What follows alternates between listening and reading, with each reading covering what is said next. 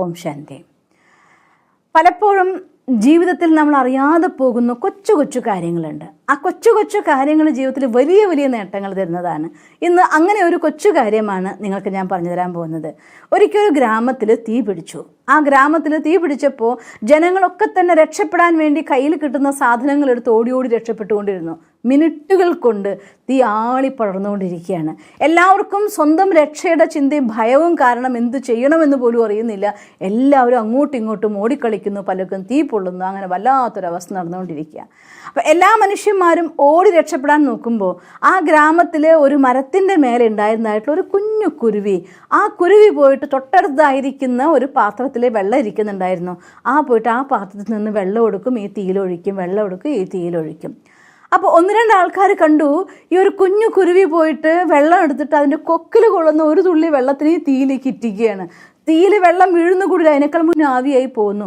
പക്ഷേ അവർക്കൊരു പ്രേരണയായി, ഇതെന്തായി കണ്ടുകൊണ്ടിരിക്കുന്നത്? അവരെല്ലാവരും രക്ഷപ്പെടാൻ നോക്കുന്നുണ്ട്. തീയിൽ നിന്ന് രക്ഷപ്പെടുന്നതിൻ്റെ ഒപ്പത്തിനൊപ്പം തന്നെ എവിടെയൊക്കെ പാത്രങ്ങൾ കിട്ടുമോ പാത്രങ്ങളെടുത്തു, വെള്ളം സംഘടിപ്പിച്ചു, വെള്ളം ഒഴിക്കാൻ തുടങ്ങി.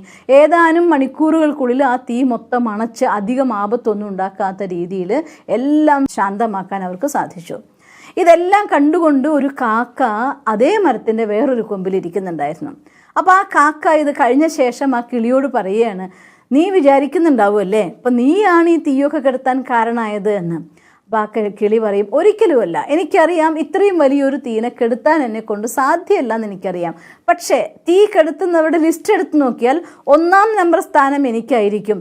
തീ കണ്ട് തമാശ നോക്കിയിരുന്ന ആളുകളെ ലിസ്റ്റ് എടുത്ത് നോക്കിയാൽ അതിൽ 1-ാം സ്ഥാനം നിനക്കുള്ളതായിരിക്കുമെന്ന്. നമ്മുടെ ജീവിതത്തിൽ പലപ്പോഴും അത് പ്രശ്നങ്ങൾ രൂക്ഷമായിട്ട് വരുന്നുണ്ടായിരിക്കാം. ഒരു പക്ഷേ നമ്മളെക്കൊണ്ട് ആ ഒരു പ്രോബ്ലത്തിന് സൊല്യൂഷൻ കാണാൻ സാധിച്ചോളൊന്നുമില്ല. പക്ഷേ നമ്മളാലാവുന്ന രീതിയിൽ ഒരു കൊച്ചു പരിശ്രമം നിങ്ങൾ ചെയ്യുന്നുണ്ടെങ്കിൽ ആ പരിശ്രമം കണ്ട് പലരും നിങ്ങളെ സഹായിക്കാൻ മുന്നോട്ട് വരും. ഒരു വീഡിയോ കുറച്ച് നാളുകൾക്ക് മുന്നേ ആരോ ഉണ്ടാക്കിയതായിട്ടുള്ള ഒരു മൂല്യവത്തായ ഒരു വീഡിയോ ഞാൻ ഓർത്തു പോവുകയാണ്. ന്യൂസ് കണ്ടുകൊണ്ടിരിക്കുന്നതിനിടയിൽ ഞാൻ കണ്ടതാണ്.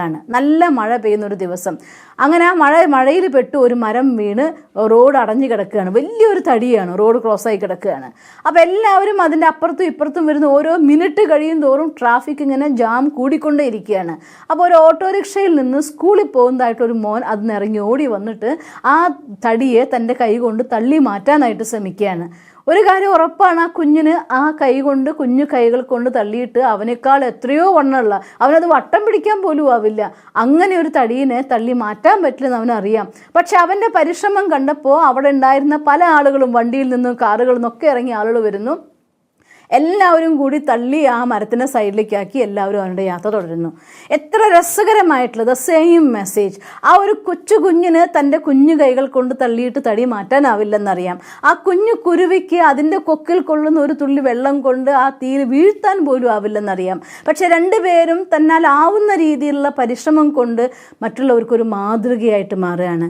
നമ്മുടെ ജീവിതത്തിൽ അങ്ങനെ നമ്മൾ പരിശ്രമിക്കുന്ന സമയത്ത് ഒരു പക്ഷേ നിങ്ങളെക്കൊണ്ടത് ആ സാഹചര്യത്തിൽ അതിജീവിക്കാൻ സാധിക്കില്ലായിരിക്കാം.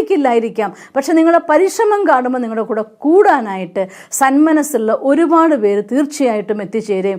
ആ രീതിയിൽ ജീവിതത്തിൽ ഏത് പ്രതിസന്ധിയെയും തരണം ചെയ്തുകൊണ്ട് മുന്നോട്ട് വരാനും വിജയികളാകാനും നിങ്ങൾക്ക് സാധിക്കുകയും ചെയ്യും.